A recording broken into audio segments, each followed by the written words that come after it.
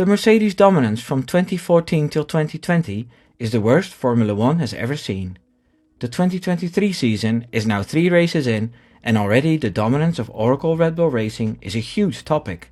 Opposing fans and media are already lobbying for changes in the regulations to improve the competition. It's almost like the Mercedes dominance for 7 seasons never happened. However, it did happen, and the circumstances leading to how Mercedes got in this fortunate position raises more questions than how Adrian Newey just built a wonderful, efficient car. I'm Wimbo with another F1 opinion piece. 7 reasons why the Mercedes dominance was fabricated and cannot be compared to the situation Red Bull is in now. To do this, let me describe the timeline of events that led to the Mercedes advantage for 7 years. 1. Mercedes worked on their engine since 2007. Former Ferrari president Luca di Montezemolo came out with this statement after Niki Lauda had revealed this to him. Di Montezemolo was quoted in La Repubblica saying the following: "Lauda recently confessed to me that Mercedes were already working on their hybrid engine since 2007, and that's why they were so adamant during the negotiations to introduce the V6 engines from 2014. He admits that Ferrari made a mistake in accepting those regulations that allowed the V6 engines to be used. Ferrari had always been in favor of strong engines, and the overhyped hybrid engines that are supposedly better for environment are actually the opposite of what racing is about. With saving tires and energy, some of the pure racing is gone." This is what Montezemolo said about it. The FIA have forgotten that people watch the racing for excitement. Nobody watches racing for the efficiency. Come on. We cannot touch the engine. People watch racing to be entertained. No one wants to watch a driver save gas or tires. They want to see them push from here to there. It's sport, yes, but also a show. Now it's clear that years before the regulations were implemented, it had opposition. Mercedes, starting before anyone else, gave them a head start that turned out to be a great advantage. 2. Mercedes spent an obscene amount of money on their engines. According to the renowned Forbes magazine, the German manufacturer had already spent 1.4 billion to develop its hybrid powertrains before the 2018 season started. In this day and age, where there's a cost cap and where the idea of just spending yourself to the top is being eradicated, this is a huge amount of money. Obviously, Formula 1 has never been a fair sport, where every driver can make the difference with their talent. But I for one am glad with the new regulations on spending and the engine freeze. Every variable should be closely looked at and weighed. We don't want a spec series, but we don't want unfair advantages either. 3. Mercedes built 6 engines. Now in a wonderful video from the race, we see exactly how this process went. Building 6 separate engines for different purposes before the actual new regulations were confirmed. Mercedes built a 4-cylinder engine and binned it. Then it built a single-cylinder engine, but it had to adapt it, so they threw that away too. Then built another 4-cylinder with some modifications and put that in the skip too, because FIA decided on a 6-cylinder engine. And Mercedes vowed to have the mule engine ready before Christmas of 2010. And they did.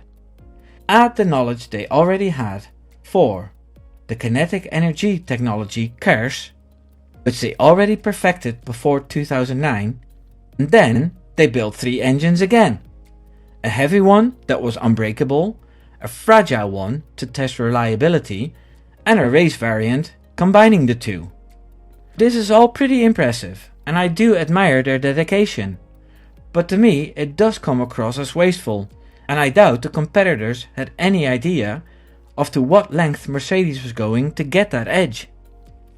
4. Mercedes manipulated the organization. To get the hybrid engine regulations through, Mercedes put massive pressure on F1 by threatening to leave the sport.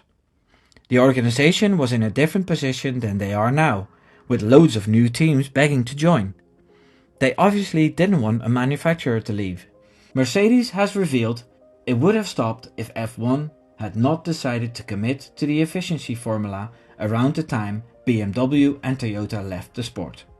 Dr. Professor Thomas Weber, who was on the board for Daimler, said, "I think so, yeah, because we had a discussion. We had at different times the challenge to discuss F1 with the Daimler supervisory board. We had hard discussions, and it was always, and even more so when it came to the later years, harder to explain why we were using naturally aspirated engines." Now, to me, a situation like this shouldn't be possible. I feel F1 teams have too much say in decisions, and they all do it for their own benefit. The only thing the V6 engine regulations caused was cars that needed DRS to overtake and needed to be spread apart on track, as following closely would heat things up too much. 5. Mercedes blocked change. When 2014 was on its way, criticism rose over the sound of the engines, and the dominance was adamant. Bernie Ecclestone did try to move back the V8 engines, and Niki Lauda assured that Mercedes would leave the sport if it happened. People hated the sound of the V6 engines, and when it became clearer that they wanted new regulations, Niki Lauda bluntly said, "If V8 comes back, Mercedes will be gone." How different is Mercedes lately about changing regulations? From pit stops to porpoising, Toto Wolff is keen to lobby for it. 6. Mercedes and FIA worked together. So the hybrid engine stayed, but more stories came up.